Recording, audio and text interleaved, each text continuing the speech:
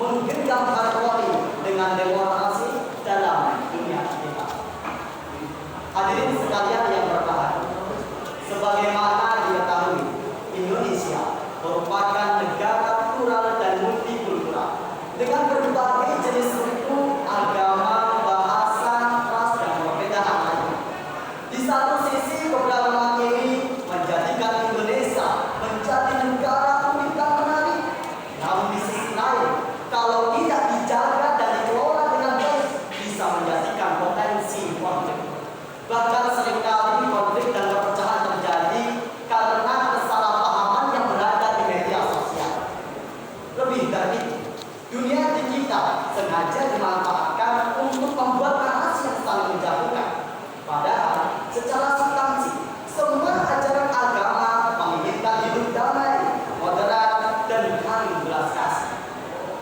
Maka moderasi agama sebagai senjata untuk menjaga kebersamaan dalam keberagaman. Lantas, apakah yang disebut dengan moderasi?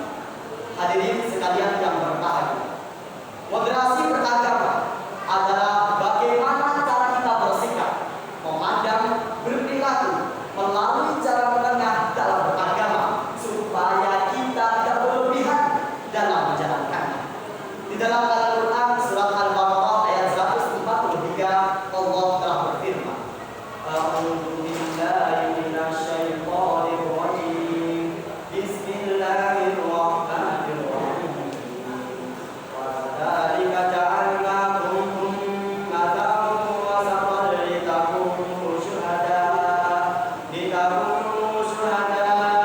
'alan nasi wa yakuna ar-rasulu 'alaikum syahida.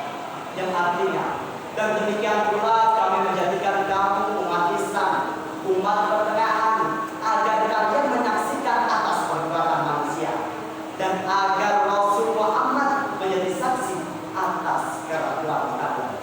Hadirin